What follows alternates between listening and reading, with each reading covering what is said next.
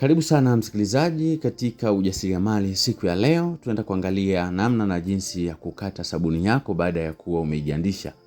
Kumbuka katika video iliyopita nilionyesha namna ya kukoroga sabuni mpaka kuigandisha. Sasa katika video ya leo naenda kuonyesha ukataji. Upande wa kwanza tunapanga vibao, tunaweka alama na kisha vile vibao tunavihamisha upande wa pili.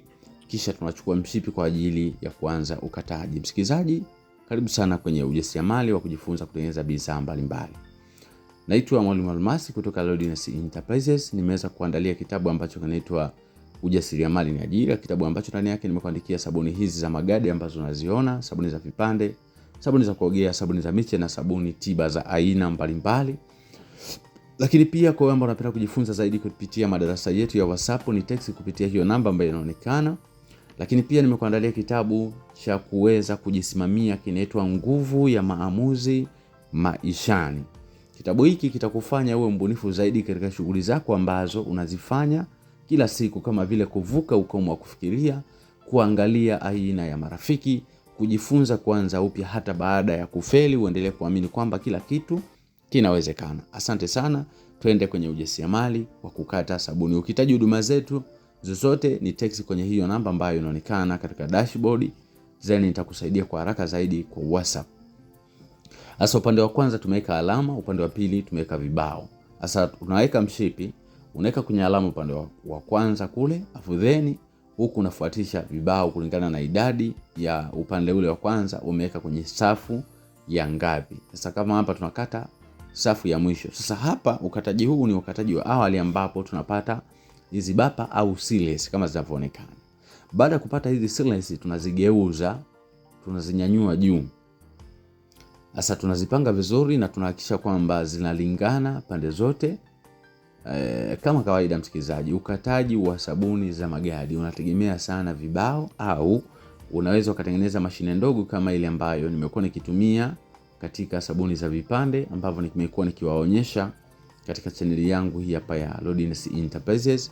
Na uzuri mmoja, tumekuwa tukijifunza mambo mbalimbali, ikiwa ni mwisho wa mwaka 2025 tunaingia mwaka 2026 kwa kishindo. Pia tunamshukuru Mwenyezi Mungu kwa hapa pia ambako tumefika, na tunaamini kwamba mwaka 2026 tutafanya zaidi ya haya ambayo tumefanya mwaka huu. Kwa tunaomba zaidi uzima. Baada ya hapo tunapanga vibao, tunaweka alama, tunahamisha vibao tena upande wa pili, tunapanga kama kawaida. Baada ya kupanga upande wa pili, msikilizaji, mtazamaji wangu, huku hatuweke alama. Alama tumekwisha kuweka kule. Kwa hiyo kinachofanyika ni tunachukua mshipi, afu then upande wa kule mwanzo tunapitisha mshipi kama hivi. Ngoja nikuonyeshe mshipi huu hapa.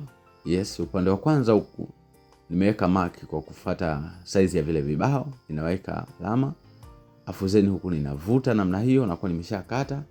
Natoa hizi line za juu ambazo ni reject, lakini hazitupwi msikizaji hizo. So katika mkorogo ambao unakuja tutazirudishia vizuri kabisa na zitakuwa ni sabuni halisi ambazo zimekamilika. Kwa ni muhimu sana kujifunza. Tofauti na hapo utakuwa unatengeneza sabuni unapata hasara bila kujua hasara kwako inatokea wapi. Kwa ni muhimu sana kupata maarifa sahihi juu ya kile ambacho unakipenda iza kukifanya.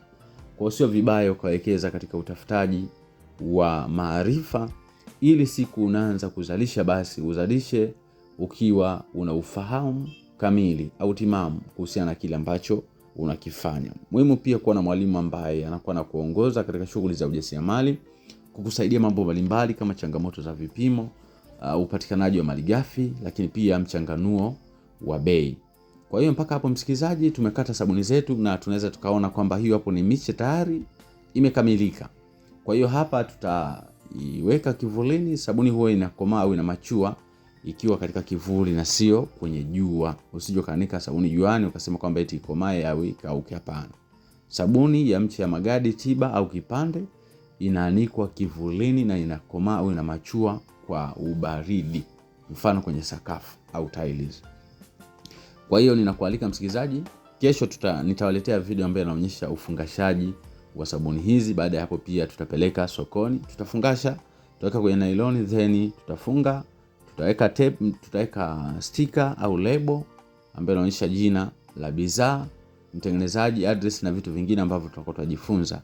Kwa karibuni sana kwenye ujasiriamali. Ikiwa unahitaji huduma yetu yoyote ya vitabu, Ujasiriamali ni ajira, nguvu ya maamuzi maishani. Ni text kwa WhatsApp, then nitakusaidia kwa wepesi.